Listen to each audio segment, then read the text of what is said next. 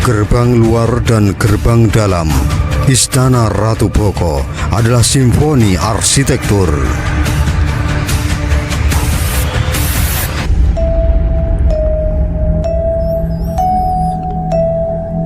Gerbang masuk Istana Ratu Boko terletak di sisi barat, menjadi titik awal dari perjalanan menakjubkan menyusuri kemegahan masa lalu. Berdiri di tempat yang cukup tinggi, bangunan gerbang ini menciptakan kesan megah dan memikat hati. Gerbang ini dibagi menjadi dua bagian, gerbang luar dan gerbang dalam. Dengan gerbang dalam yang berukuran lebih besar berfungsi sebagai gerbang utama atau gerbang-gerbang. Melalui gerbang ini kita disambut oleh aura keagungan yang memancar dari setiap sudutnya, membawa kita melintasi lorong waktu menuju masa kejayaan Kerajaan Mataram kuno.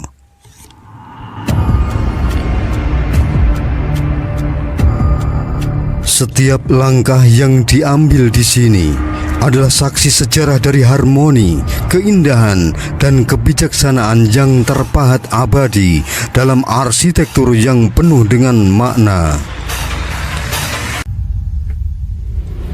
Keputren Istana Ratu Boko dibagi menjadi dua oleh tembok batu dengan sebuah pintu penghubung, menciptakan ruang yang eksklusif dan rapi untuk para putri keraton.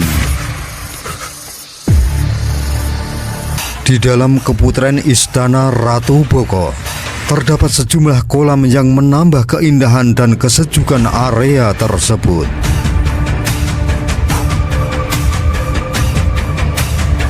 Di dalam area keputren ini terdapat 3 kolam berbentuk persegi serta 8 kolam berbentuk bundar yang berjajar dalam 3 baris.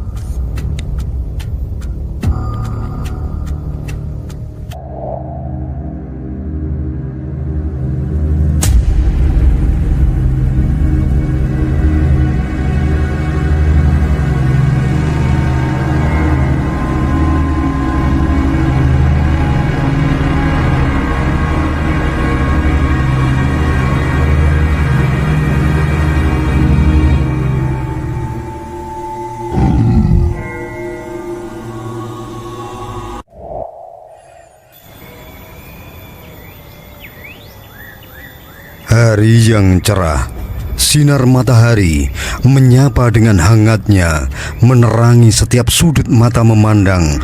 Pohon-pohon rindang menjulang tinggi seperti penjaga alam, memberi teduh pada setiap kaki melangkah.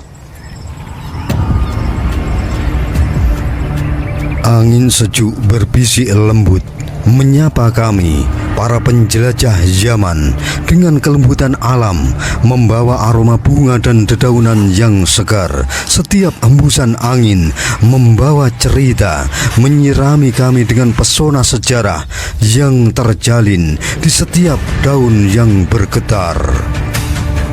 Seperti menari di atas permadani hijau menuju permata sejarah dalam mahakarya arsitektur Istana Ratu Boko.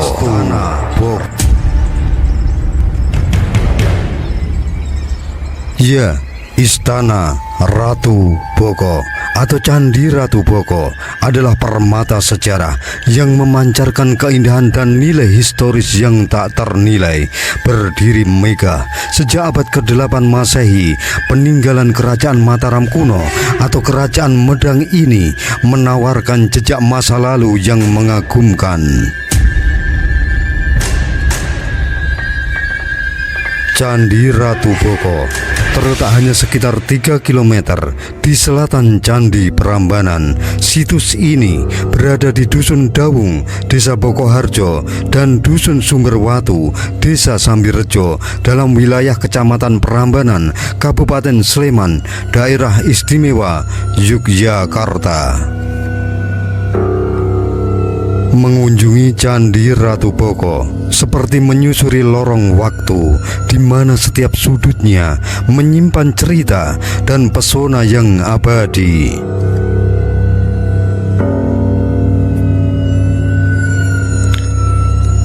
Salah satu daya tarik utama Candi Ratu Boko adalah arsitektur megahnya yang memadukan elemen-elemen candi dan kemegahan istana. Gerbang utama yang kokoh menyambut setiap langkah, membawa kita naik melalui tangga batu menuju dataran tinggi yang menakjubkan. Di sini, sisa-sisa bangunan berdiri sebagai saksi sejarah masa lalu, di mana berbagai aktivitas kerajaan yang pernah ada, serta tempat ibadah yang syarat dengan makna. Setiap sudut candi ini memancarkan aura kemegahan masa lalu dengan relief dan ornamen yang indah, menggambarkan kisah-kisah kejayaan yang abadi.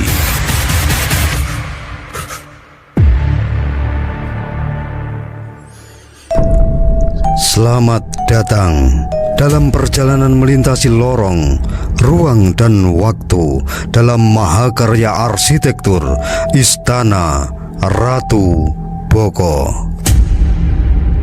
Ya, disinilah kejayaan masa lalu terukir dengan abadi. Candi Ratu Boko atau Istana Ratu Boko yang diperkirakan dibangun pada masa pemerintahan Rakai Panangkaran sekitar tahun 746 hingga 784 Masehi dari Wangsa Sailendra, meninggalkan jejak-jejak sejarah dan pemandangan yang memukau di atas bukit.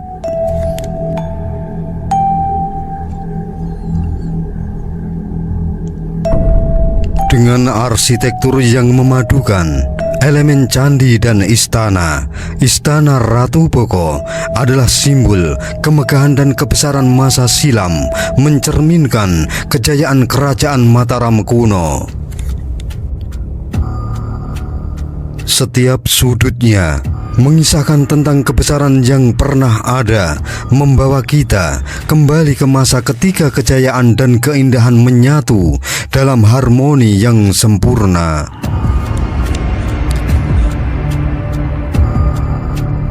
Struktur bangunan Candi Ratu Boko bukan sekedar reruntuhan batu belaka, melainkan cerminan keagungan dan kejayaan kerajaan Mataram kuno.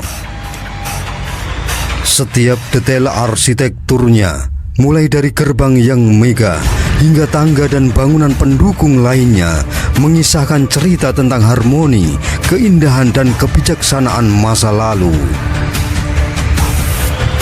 Disinilah batu-batu seolah berbicara, menuturkan kisah-kisah yang abadi, membingkai sebuah panorama sejarah yang memukau dan mengajak kita untuk merasakan sentuhan kemegahan yang tak lekang oleh waktu.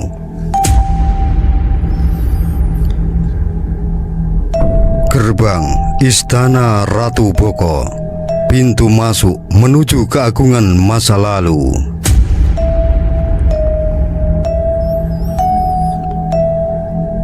Gerbang masuk Istana Ratu Boko terletak di sisi barat, menjadi titik awal dari perjalanan menakjubkan menyusuri kemegahan masa lalu.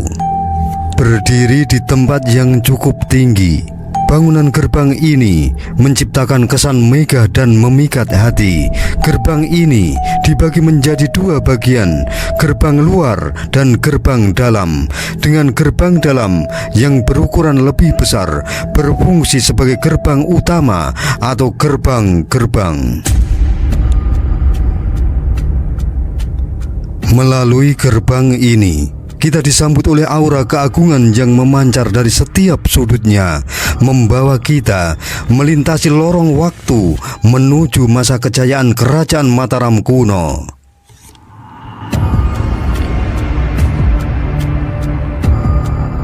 Setiap langkah yang diambil di sini adalah saksi sejarah dari harmoni, keindahan, dan kebijaksanaan yang terpahat abadi dalam arsitektur yang penuh dengan makna.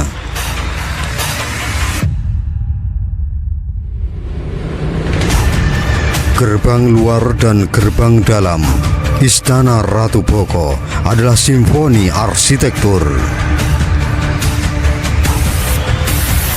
Gerbang utama Istana Ratu Boko adalah sebuah simfoni arsitektur yang memukau, terdiri dari 5 gapura padu raksa yang tersusun sejajar dengan gerbang luar. Keteraturan simetris dari gapura-gapura ini menciptakan tampilan yang mempesona dan harmonis. Setiap gapura padu raksa dihiasi dengan ukiran-ukiran yang detail dan artistik yang menakjubkan, menambah dimensi dan keagungan pada struktur megah ini.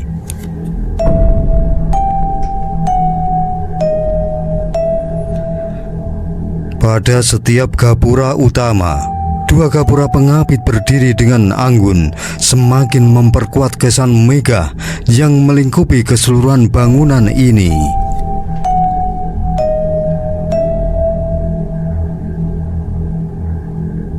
Melalui gerbang luar dan gerbang dalam, kita disambut oleh karya seni arsitektur yang abadi, di mana setiap ukiran dan detailnya berbisik tentang kejayaan masa lalu dan keindahan yang tak tertandingi.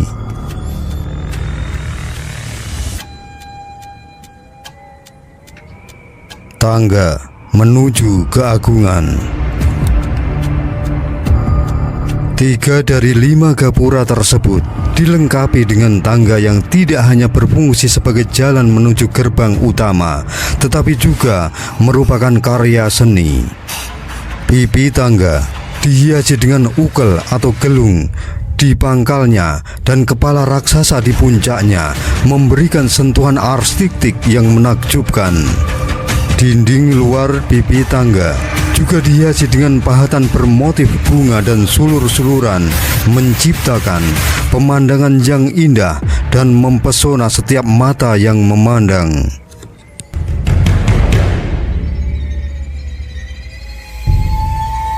Melangkahkan kaki melalui gerbang Candi Ratu Boko adalah seperti memasuki dunia lain, di mana keagungan dan kebijaksanaan masa lalu terukir dalam setiap detail arsitekturnya.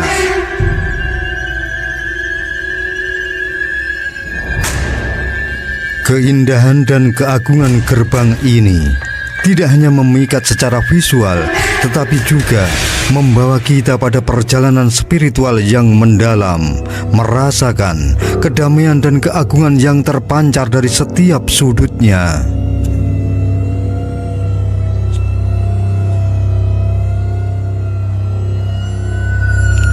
Candi Batu Kapur, permata sejarah yang tersembunyi di Istana Ratu Boko. Ya, Candi Batu Kapur terletak sekitar 45 meter ke arah timur laut dari gerbang pertama. Candi Batu Kapur menampilkan keindahan yang sederhana namun memikat hati. Candi Batu Kapur memiliki pondasi berukuran 5 x 5 meter persegi yang dibangun dari batu kapur, sebuah bahan yang memberikan tampilan unik dan berbeda dari candi-candi lainnya di kompleks Candi Ratu Boko. Candi Batu Kapur, meskipun kecil, menyimpan cerita sejarah yang kaya dan nilai spiritual yang tinggi. Setiap batu yang disusun dengan rapi mengandung jejak-jejak kebijaksanaan dan kepercayaan masa lalu.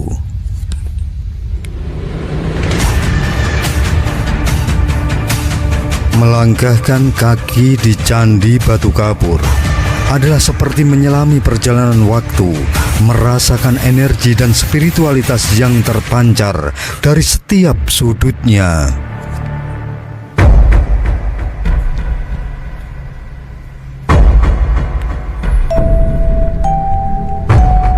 Candi Pembakaran, pusaka suci Istana Ratu Boko.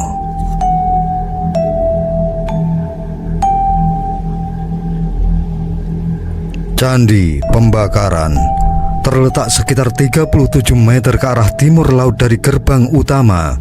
Candi Pembakaran merupakan salah satu struktur paling menakjubkan di komplek Istana Ratu Boko.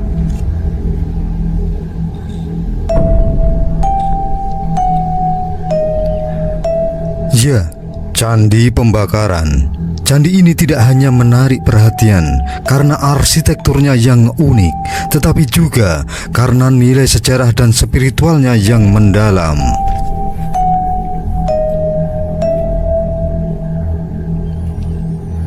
Dengan bentuk teras tanah berundak setinggi 3 meter, Candi Pembakaran mengundang rasa ingin tahu dan kekaguman dari setiap pengunjung yang menyusuri situs ini. Teras-teras ini menciptakan pemandangan yang memukau, memberikan kesan megah sekaligus misterius. Di tengah pelataran teras terdapat sebuah sumur berbentuk bujur sangkar yang berfungsi sebagai tempat pembakaran mayat pada masa itu. Struktur ini menjadi saksi sejarah dari ritual keagamaan yang dilakukan di sini, mencerminkan tradisi dan kepercayaan masyarakat zaman dahulu.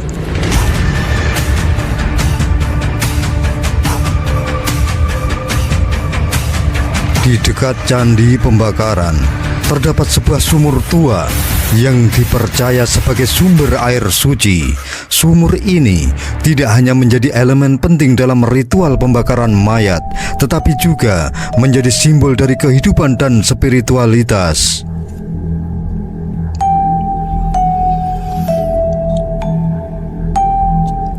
Air dari sumur ini dianggap memiliki kekuatan penyucian yang digunakan dalam berbagai upacara keagamaan. Keberadaan sumur suci ini menambah aura magis dan spiritual pada Candi Pembakaran, mengundang kita untuk merenung dan merasakan kedamaian yang terpancar dari tempat ini.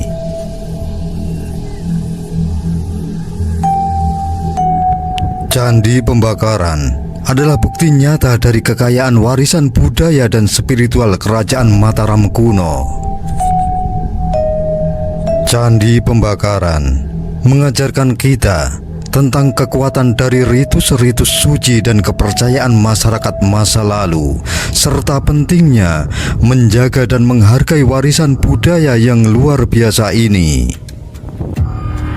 Dalam setiap langkah, kita tidak hanya menikmati keindahan arsitektur dan sejarah, tetapi juga merasakan kedamaian dan spiritualitas yang mengalir dari tempat ini.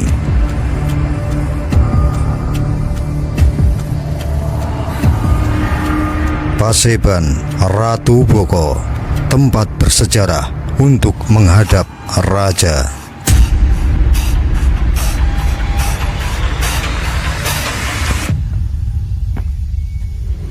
Paseban Candi Ratu Boko merupakan tempat yang istimewa dan syarat akan nilai sejarah.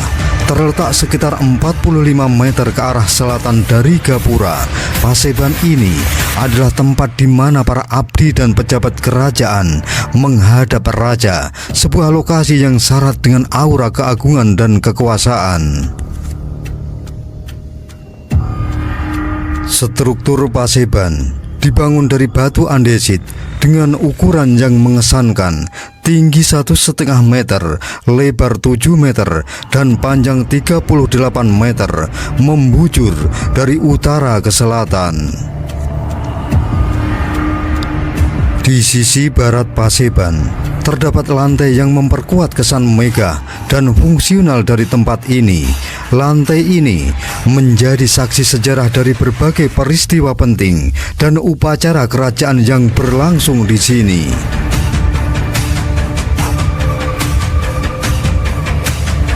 Selain itu, ditemukan 24 pondasi yang menjadi tempat menancapkan tiang-tiang bangunan, serta 4 alur yang diperkirakan bekas tempat berdirinya dinding pembatas.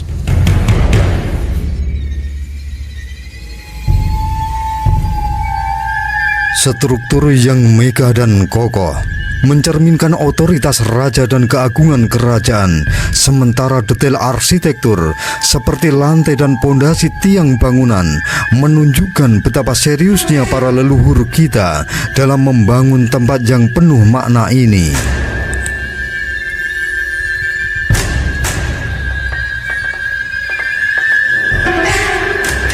Paseban Ratu Boko adalah simbol dari kekayaan budaya dan sejarah kerajaan Mataram kuno. Setiap batu andesit yang disusun dengan rapi, setiap umpak pondasi, dan setiap alur bekas dinding pembatas menceritakan kisah tentang kebijaksanaan, kekuasaan, dan tradisi yang telah diwariskan dari generasi ke generasi.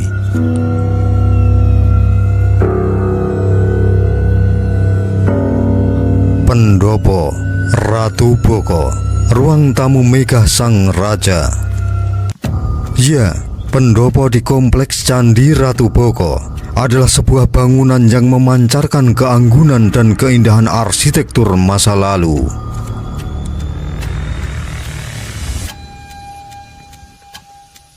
Pendopo Ratu Boko terletak sekitar 20 meter dari Paseban. Pendopo ini berfungsi sebagai ruang tamu utama, tempat di mana para tamu dan pejabat kerajaan berkumpul sebelum menghadap raja.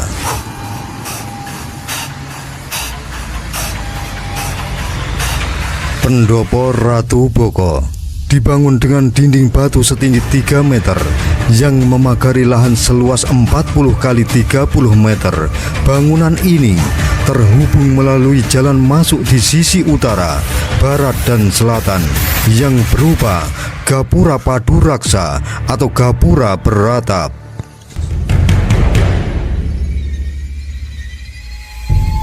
Di sekitar luar dinding pendopo terdapat saluran pembuangan air yang dikenal sebagai Jaladwara.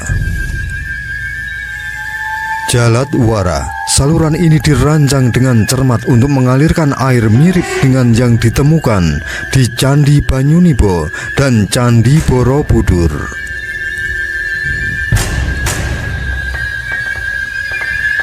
Keberadaan Jaladwara menunjukkan kecanggihan teknik arsitektur pada masa itu dan menambah elemen fungsional pada keindahan struktur pendopo.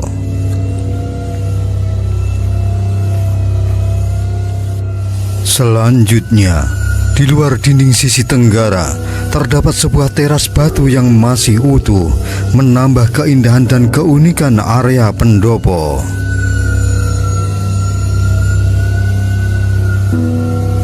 Teras ini memberikan pemandangan yang indah dan menjadi saksi sejarah dari berbagai kegiatan yang pernah berlangsung di sini. Selain itu, terdapat 3 candi kecil tempat pemujaan di area ini, masing-masing didedikasikan untuk dewa-dewa utama dalam kepercayaan Hindu, Dewa Wisnu, Dewa Siwa, dan Dewa Brahma.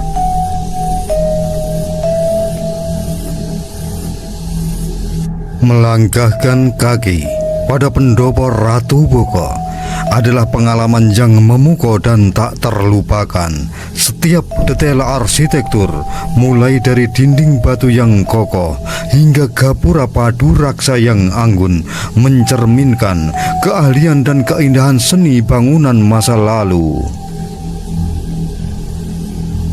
Ya, pendopo Ratu Boko bukan hanya sekedar ruang tamu kerajaan, tetapi juga sebuah tempat yang kaya akan nilai sejarah dan spiritual.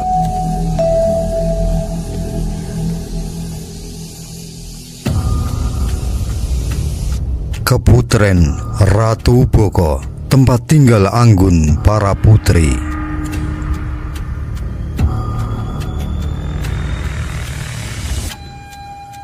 Keputren Istana Ratu Boko adalah sebuah struktur yang memancarkan keanggunan dan kemewahan. Terletak di timur pendopo, keputren ini adalah tempat tinggal para putri keraton, sebuah lokasi yang penuh dengan cerita dan kehidupan istana.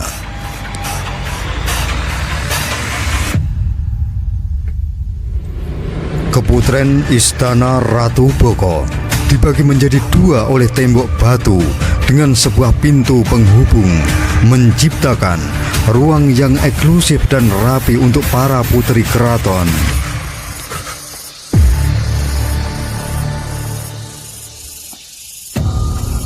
Arsitektur struktur ini menggambarkan kehalusan dan keanggunan dengan setiap detailnya dirancang untuk kenyamanan dan keindahan.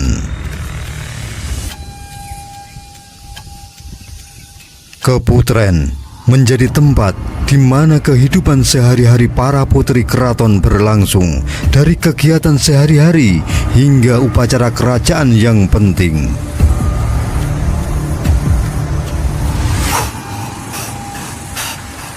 Di dalam keputren Istana Ratu Boko terdapat sejumlah kolam yang menambah keindahan dan kesejukan area tersebut.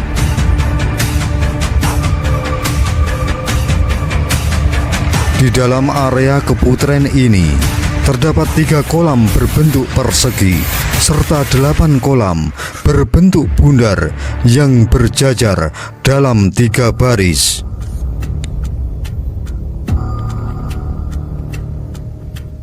Kolam-kolam ini bukan hanya sebagai elemen dekoratif, tetapi juga memiliki nilai fungsional yang penting dalam kehidupan sehari-hari di istana, seperti untuk mandi, beristirahat, atau bahkan sebagai tempat ritual keagamaan. Keputren Istana Ratu Boko memberikan gambaran yang jelas tentang kehidupan sehari-hari para putri keraton pada masa lampau. Tempat ini bukan hanya sekedar tempat tinggal, tetapi juga pusat kegiatan sosial dan budaya yang penting.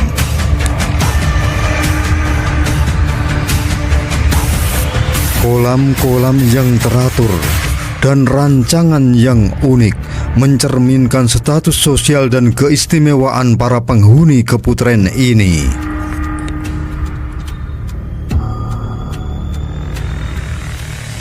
Mengunjungi keputren Istana Ratu Boko adalah seperti melangkah ke dalam dunia yang penuh keanggunan dan kemewahan kerajaan.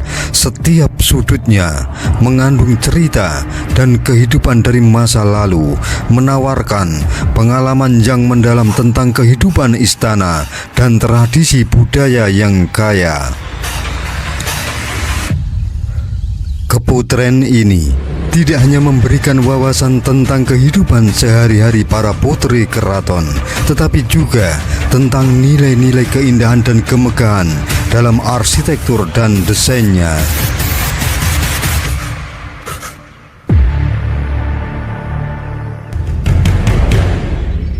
Gua Lanang dan Gua Wadon, gua-gua misterius di Istana Ratu Boko.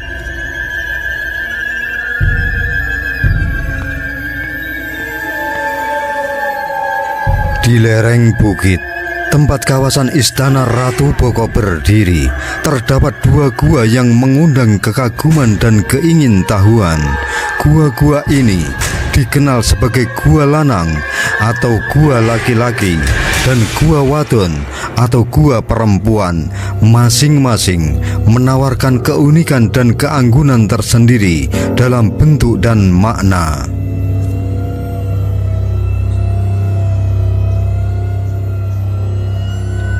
Gua Lanang dan Gua Wadon memiliki bentuk lorong persegi yang unik, menciptakan suasana misterius dan tegang saat memasuki kedalaman gua-gua ini. Relung-relung seperti bilik di dalam gua menambah kesan ruang yang tersistematis dan fungsional, mungkin digunakan untuk kegiatan keagamaan atau sebagai tempat persembunyian pada masa itu. Gua-gua ini juga dipenuhi dengan pahatan berbentuk figura persegi panjang, memberikan petunjuk tentang kehidupan dan kepercayaan masyarakat yang pernah tinggal di tempat ini.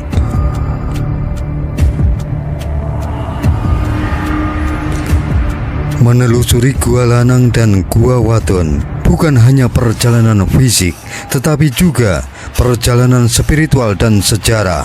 Setiap langkah di dalam gua-gua ini membawa kita lebih dekat pada kebijaksanaan dan kepercayaan masa lalu. Ya, Gua-gua ini memberikan pengalaman yang mendalam tentang hubungan antara manusia dan alam, serta nilai-nilai kehidupan yang masih relevan hingga hari ini.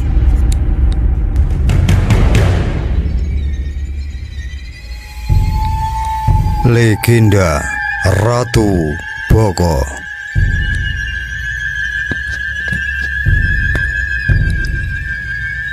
Nama Ratu Boko mengundang misteri dan keajaiban dalam budaya dan tradisi Jawa. Dalam tradisi Jawa, istilah ratu tidak hanya merujuk pada pemimpin perempuan, tetapi juga bisa digunakan untuk menyebut pemimpin laki-laki. Seringkali dianggap setara dengan kata raja. Nama Ratu Boko mungkin menggambarkan kebesaran atau kepemimpinan dalam konteks sejarah kerajaan Mataram kuno.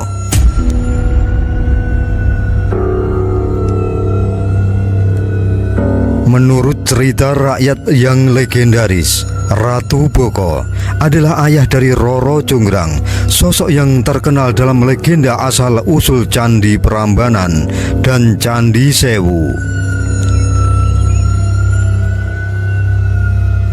Dalam cerita ini, Roro Jonggrang terlibat dalam peristiwa yang penuh intrik dengan seorang pangeran bernama Bandung Bondowoso. Kisah cinta dan pengkhianatan antara mereka menjadi latar belakang dari pembangunan candi-candi megah yang menjadi simbol cinta dan tragedi dalam budaya Jawa. Nama Ratu Boko bukan hanya sekedar nama tempat, tetapi juga membawa warisan budaya yang kaya akan cerita dan nilai-nilai kehidupan. Cerita-cerita ini tidak hanya menghibur, tetapi juga mengajarkan kita terhadap nilai-nilai seperti keberanian, cinta, dan pengorbanan yang masih relevan dan berarti bagi masyarakat Jawa hingga saat ini. Istana Ratu Boko dikenal juga dengan nama Abayagiri Wihara, tempat ketenangan dan kebijaksanaan.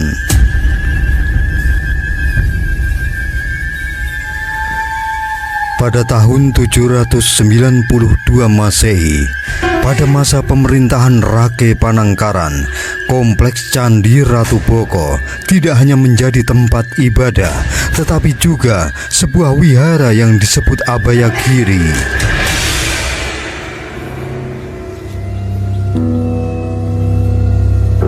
Meskipun disebut candi, Abayagiri sebenarnya adalah sebuah kompleks wihara yang dibangun untuk penganut Buddha, mencerminkan kebijaksanaan dan ketenangan spiritual pada zamannya.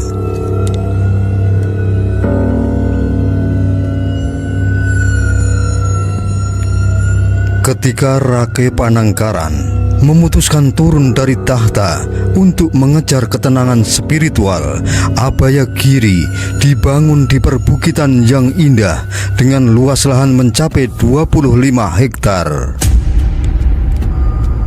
Ya, pembangunan Abayagiri tidak hanya mencerminkan aspirasi pribadi Rake Panangkaran untuk mencari ketenangan batin, tetapi juga menjadi bukti nyata dari perhatian yang mendalam terhadap praktik keagamaan pada masa itu. Kompleks ini tidak sekedar tempat ibadah, tetapi juga menjadi pusat intelektual dan spiritual, menarik para biksu dan pencari kebenaran dari berbagai penjuru.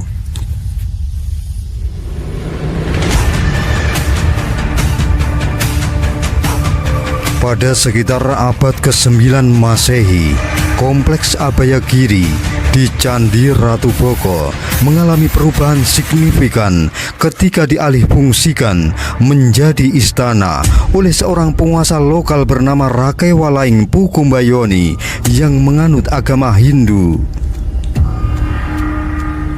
Keputusannya ini memunculkan perpaduan unik antara corak keagamaan Buddha dan Hindu yang khas, mencerminkan kemegahan dan kompleksitas budaya pada masa itu.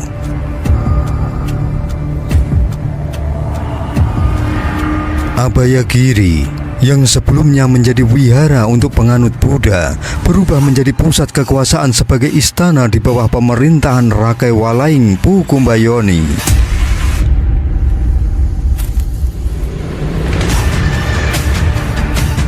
Perubahan ini tidak hanya mempengaruhi fungsi bangunan, tetapi juga estetika dan kebijaksanaan spiritual kompleks ini.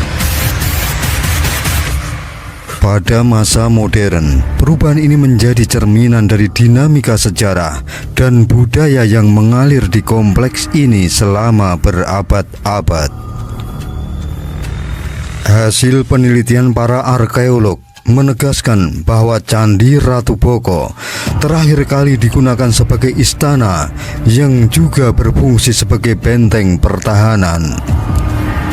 Meskipun awalnya didirikan sebagai kompleks keagamaan, transformasi ini mencerminkan adaptasi kompleks terhadap perubahan sosial dan politik di masa itu.